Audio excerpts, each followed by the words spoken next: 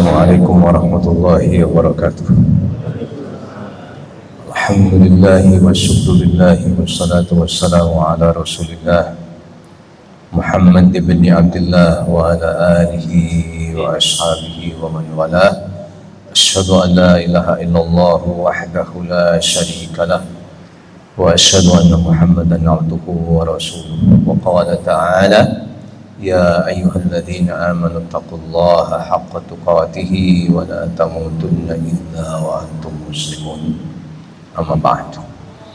Alhamdulillah, dengan izin dan pertolongan Allah semata, maka pada malam ini saya bisa datang ke sini, dan sadarilah kita bersama bahwasanya kalau kita berhari raya di hari Jumat, maka tinggal 2 hari lagi. Kalau berhari raya Sabtu, maka kemudian tinggal 3 hari. Ramadan yang kita tunggu setahun yang lalu.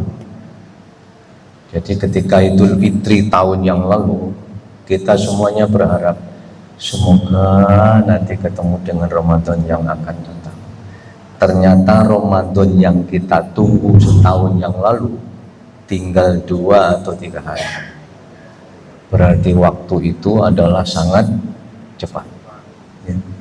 Jadi saya tidak setuju kalau ada orang mengatakan waktu ini pelan tapi pasti. Bagi saya waktu itu cepat dan pasti.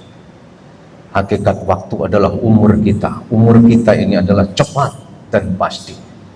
Pasti apanya, Pak? Umur kita ini cepat berlalu dan pasti. Pasti apanya, Pak? Silakan dijawab ya. Dalam hati, cepat apa? Tepat dan cepat, ya. Dan pasti.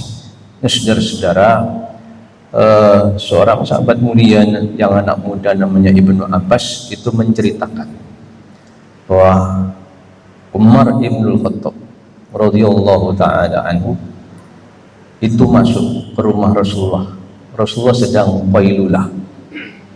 Qailulah itu take nap, artinya tidur siang, ya.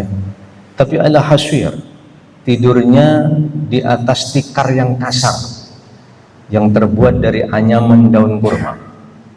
Akhirnya dikatakan qad athara fi janbih, sehingga tampak sekali ketika bangun itu bekas-bekasnya, bekas tidur tikarnya itu bingget-bingget gitu orang Jawa mengatakan, ya. Itu di lambungnya gini. Itu Umar menangis, ya, dengan mengucapkan, ya Rasul, law ittakhadtu wirashan awthar min hada. Ya Rasulullah, betapa ya Rasulullah, aku ini membuatkan alas tidur yang lebih empuk daripada ini ya Rasulullah. Maka Rasul mengatakan, mali wali dunia, apa kepentinganku dengan dunia ini wahai Umar? Terus kemudian, wa matali wa mathalu dunia, adapun perumpamaanku dengan dunia ini adalah karatibin syara fi yaumin sya'ifin, seperti orang yang mengendarai kendaraan berjalan di waktu panas kentang-kentang di padang pasir, kemudian fastadhalla tahta syajaratin, kemudian aku berteduh di bawah pohon saatan, sebentar saja, ya. Faraha wa tarakaha, aku berlindung, berteduh, ngiyup di bawah pohon itu, sejenak kemudian aku tinggalkan pohon itu. Kita teruskan perjalanan. Kata Rasulullah, urip iku kaya dene ngiyup di bawah pohon, kemudian melanjutkan perjalanan. Kemana perjalanannya, Pak? Atau kemudian Rasulullah memberi nasihat yang sangat hebat. Rasulullah itu kalau memberi nasihat itu cekak aus, ya, orang Jawa mengatakan cekak aus, tapi maknanya sangat dalam, ya. Di antaranya diberikan kepada anak muda. Kalau Umar itu punya anak namanya Abdullah, maka kemudian kalau ada hadis yang mengatakan an Abdillah, nah ini menimbulkan dugaan 4 minimal dari Abdullah. Hadis dibawakan oleh Abdullah. Abdullah siapa ini? Abdullah ibn Umar atau Abdullah ibn Mas'ud atau Abdullah bin Amr ibn al-As, ya kan? Atau Abdullah ibn Abbasin atau Abdullah anaknya Abbas. Ternyata ini Abdullah bin Umar. Berarti kalau tadi ceritanya Umar, sekarang Abdullah. Abdullah itu sangat dibanggakan oleh ibunda kita Aisyah radhiyallahu taala anha. Apa katanya? Abdullah itu mirip Rasulullah. Ya, kalau jalan, suaranya, makannya, sholatnya mirip Rasulullah. Ya Allah. Ya, katanya Abdullah dikatakan akhadani Rasulullah sallallahu alaihi wasallam. Rasulullah ini pernah memegang pundakku. Pundaknya dipegang. Gitu saja kok diceritakan coba.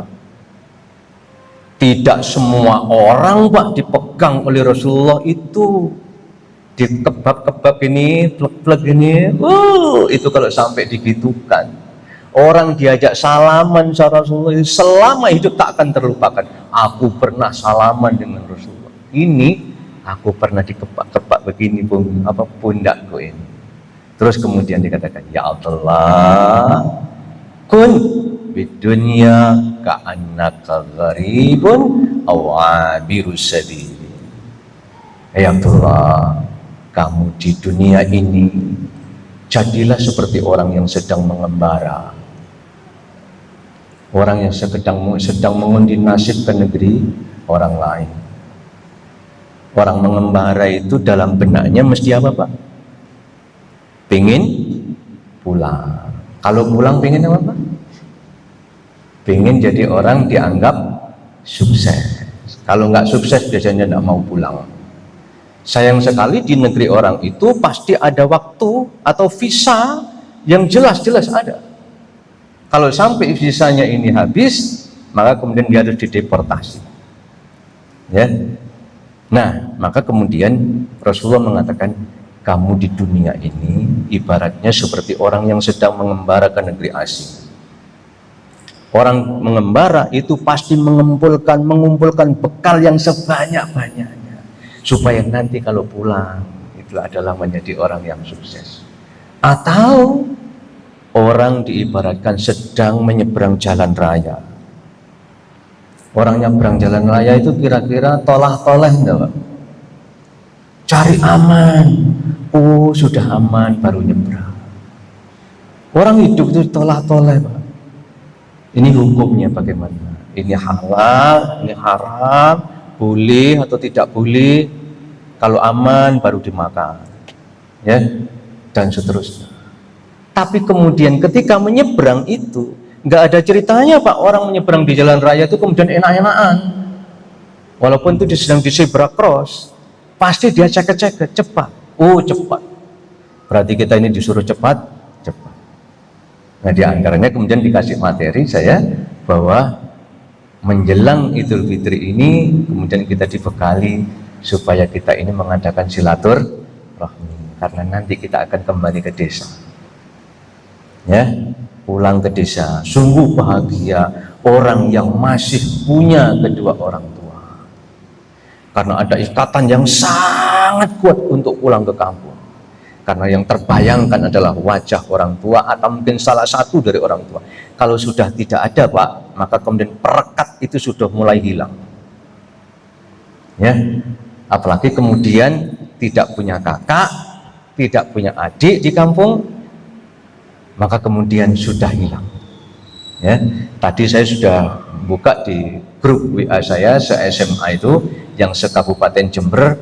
Iki saya calling 5 orang, kebetulan nggak ada yang pulang. Dari Jakarta, ada di Bandung, ada yang di Kudus, ada yang di Jogja, ya kan, mengatakan Pak D, aku gak mulih Pak D. Kenapa tidak mulih? Karena sudah tidak punya orang tua. Ya. Akhirnya nggak ada magnetnya. Alhamdulillah, siapa yang punya orang tua terbayang, ayo kita mulih, tapi siapkan bekal yang sebanyak-banyaknya, karena nanti di desa itu kalau kemudian kita mengasihi orang, masya Allah, senangnya setengah mati. Ya, maka kemudian ada hadis yang mengatakan apa yang sangat terkenal itu, la yadkhulul jannah qati'ur rahim, tidak akan masuk surga orang yang memutuskan tali silaturahim. Yang dimaksud tali silaturahim itu benar-benar yang punya ikatan rahim loh, Pak. Ya, yang benar-benar punya ikatan rahim. Tapi kalau kemudian saya beranjang sana misalnya ke rumahnya Pak Huda atau kemana gitu, itu sebenarnya bukan silaturahim. Itu namanya ukhuwah, menjalin persaudaraan. Apa ada pahalanya? Ada. Ya. Jadi Rasulullah itu bercerita yang dibawakan oleh Abu Hurairah itu, ya, mengatakan kata Rasulullah, "Anna rajulan zara," ya. Dikatakan akhan lahu fil qaryah. Kata Rasul, ada seseorang yang sedang menyeberangi persawahan yang panjang gitu, ya, menuju suatu desa tertentu. Ternyata yang dikunjungi itu adalah sahabatnya. Ya. Gara-gara ini, maka kemudian fa'arsyadallahu, ya kan, fi madrajatihi itu malakan. Kemudian Rasulullah, Allah itu mengirimkan seorang malak. Malakun itu ya malak, Pak. Malakun itu kalau dua malakani, kalau banyak baru malaikah. Cuman kita itu mengatakan apa? Malaikat Jibril, Honda, itu namanya malakul Jibril. Yang benar gitu. Kalau satu malak, kalau dua malakain, kalau banyak baru dikatakan malaikat. Maka dikatakan malakul maut itu berarti malaknya satu. Nah, ini Rasulullah mengirimkan seorang malak itu mengintai orang dalam perjalanan ini. Begitu sampai di perjalanan, malak ini menjelma jadi orang. Kemudian ngendek, artinya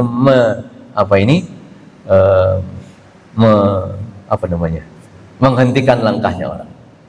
Aina turi, dikatakan akhan li fi hadzal qaryah. Aku akan menuju sahabatku di negeri, di kampung itu. Maka kemudian malak ini berkata, alaysa laka min ni'matin alaihi barahu. Apakah kamu terhadap orang itu, kamu itu ketanduran jasa? Apakah kamu itu berhutang budi kepadanya sehingga kamu tetap memelihara persahabatan? Ulah, katanya. Enggak. Ya. Walakin ahbabtuhu fillahi ta'ala. Tetapi aku menyintai saudaraku itu, sahabatku itu, semata-mata karena Allah saja.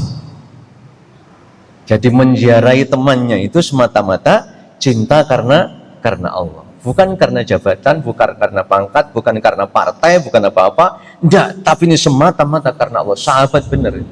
Maka kemudian malaikat ini mengatakan, fa inni Rasulullah ilaika. Ketahui ya, aku ini malak utusan Allah untuk kamu. Apa? Ahabbaqallah. Qad afaqallah kama ahbabta li akhika fillah. Sungguh Allah telah menyintai kamu. Sebagaimana kamu telah menyintai saudaramu itu karena Allah. Nah, maka kemudian syukur sekali kita panjatkan kepada Allah, kita masih punya bekal. Semoga kita masih bisa beranjang sana, terutama kepada kedua orang tua atau sanak kerabat, atau mungkin kepada sahabat, gitu ya, untuk mengenang masa lalu. Saya juga ini sudah terbayang-bayang ini. Saya akan ke rumah temanku nanti yang jauh dari saya harus menyeberangi sawah dan sudah tidak berjumpa sekian puluh tahun yang lalu, ya. Semoga Allah menerima seluruh ibadah kita, mengampuni segala dosa kita, ya. Karena Rasulullah pun bersabda, ya Pak, mengatakan bahwa raghiba an firajulin, sungguh celaka dia, sungguh hina dia, sungguh rugi dia, yaitu orang yang ketika dia masuk Ramadan, fansalaha, kemudian Ramadan ini pergi, ya, qabla an yughfara lahu, kok ternyata dosanya belum diampuni. Ya Allah, ya, semoga Ramadan pergi, Allah berkenan mengampuni segala dosa kita dan menerima, meridhoi seluruh amal dan ibadah kita. Subhanakallahumma wa bihamdika asyhadu an la ilaha illa anta astaghfiruka wa atubu ilaik wa akhiru da'wana alhamdulillahirabbil alamin. Assalamualaikum warahmatullahi wabarakatuh.